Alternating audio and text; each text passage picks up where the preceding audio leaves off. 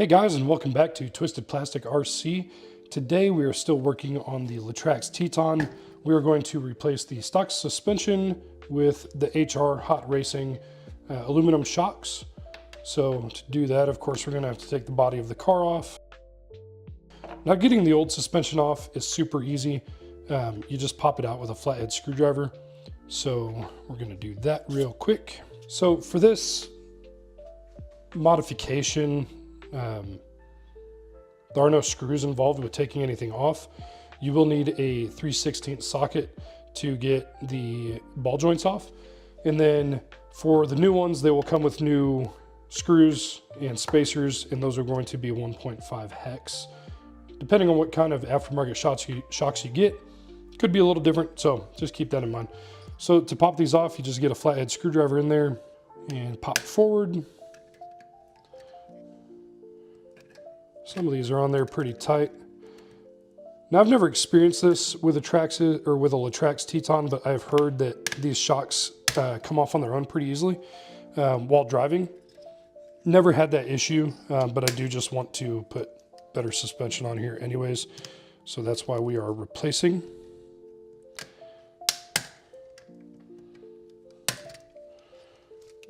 And then they'll hang freely, and then you can just twist them forward to get them off of the control arms there.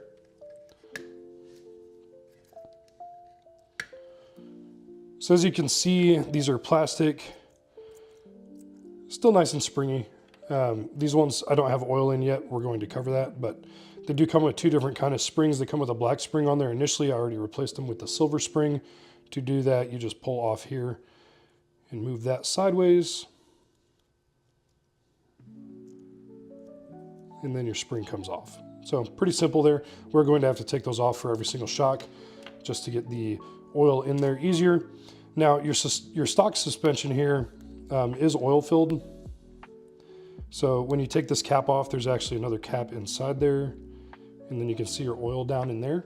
So we'll get our car out of the way. We are going to use the working stand to help us with the shocks. So one of the things that we'll have to do is set the shock up so the air bubbles can leak out of it. That's how we're going to do it, using these side pieces. So if you don't have a working stand, it's really nice to have, or just find a way to hold your shocks up. Now, a couple things with these aluminum shocks, this piece does unscrew, so make sure that's on tight before you go to adjust anything. And then you also have an adjustment lever here. So you'll be able to tighten up your spring, get a little harder bounce back depending on your terrain. Now, when you're adjusting that, you want it to be on the car while you're adjusting it. Otherwise, it will loosen this, and then this will be uneven, it will unthread, all of that. You also have this piece right here, this blue piece that's threaded on. We'll hand tighten that, even though you just got it from factory, just to make sure that nothing's loose, because of course oil will leak out of there. And then we also have a bleeder screw on top that's also 1.5 hex, so you'll be able to bleed the extra air out of there. Now, the way we're doing this is going to work for anything that doesn't even have bleeder screws, so not a problem at all. So we're going to set that there for now. Like I said, you do need shock oil. It does not come with any. I went with the 25 weight shock oil. It was recommended anywhere from 20 to 30 weight, so I just went right in the middle at 25. You'll pop that cap off, and we'll just pour oil in. So the first thing we'll do is we'll fill it about halfway. And that's a little over halfway, but that's okay. We can see it in there. So what you want to do is push the little piston up and down, but do not pass the fluid level because then it's just going to introduce more air. But you'll be able to see air come out of there when you do that a few times. And then once you're content with that, we'll go ahead and fill it the rest of the way with oil. And I mean all the way with oil, that's what we want. And then we'll set that there, and we'll just let those air bubbles naturally come out. While we're waiting for that, I'm going to continue to do the rest of the shocks in fast forward so you don't have to be annoyed by it.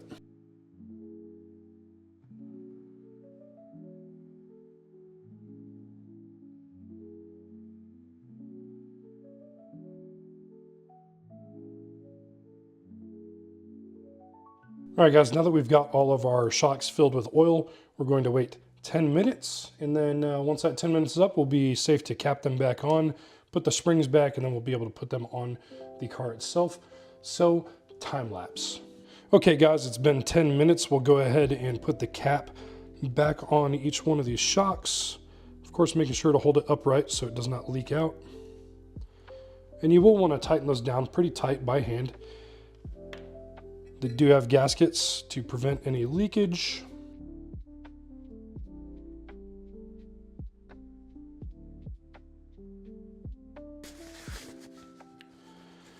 And I just like to go around the sides there.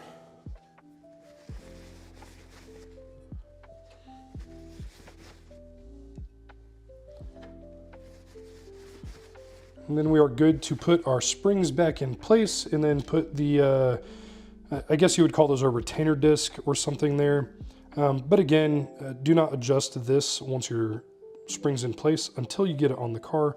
That way it doesn't unscrew this bottom piece here.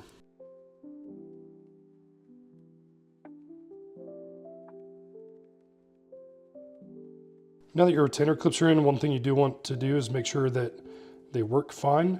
You can experience hydrolock if you do not fill these correctly. So you just want to test it with your fingers. Make sure that they bounce back the way they're supposed to and that they go in smoothly. And then of course, when tightening things on your suspension, you do not want it to use like needle nose pliers or anything there. All of this is precision milled to make sure that it glides in and out smoothly as possible. That way you have good suspension on your car. So we'll go ahead and get the install going here. All right, guys, so in your package, you're going to have 8 of these spacers and then 8 screws with a rounded head and a 1.5 hex bit there. So those go in just like this. Your wider end of the spacer goes closest to the rounded part of the screw. The other part will go inside, and it actually goes perfectly inside the shock here. So you have that spacer there. It is machined just a little bit wider so your shocks can still swivel like they're supposed to. So everything is great there. And again, you'll have 8 of each. They give you no extras, so be careful. We'll put our shocks off to the side, and then we're going to work on removing the ball joints that are both on the shock towers and the control arms here. And again, for that, we just need a 3/16 ratchet.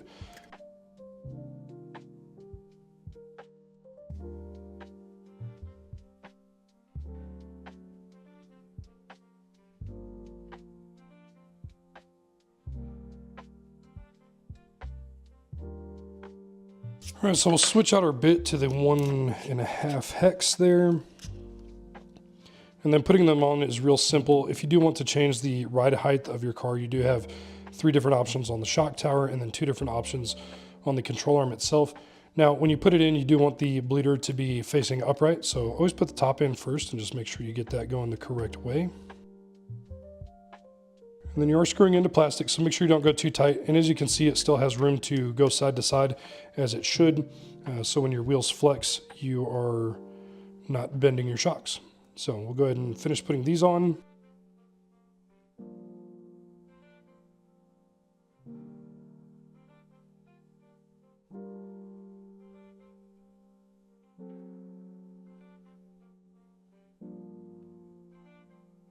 All right, now we have our rear shocks in place, so we'll test those out, make sure that they spring back just fine. And they're a lot less spongy than the stock ones, especially once you get them filled with oil. And you can always change the strength of those by changing your weight in oil. Like I said, I just went with 25. It was right in between what was recommended. So that's the way we're doing that. So we'll go ahead and redo the same thing to the front, and then we'll be done with this upgrade.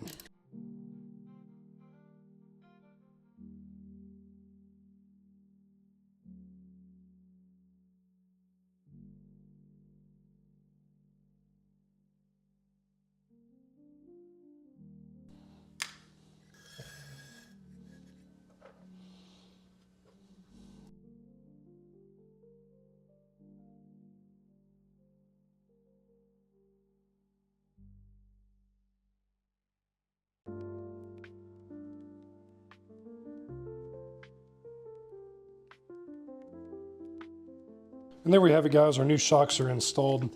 As I talked about earlier, there are 2 extra holes, one right here and then one right here. If you would like to change the ride height of your car, you also have another hole on your control arm right there.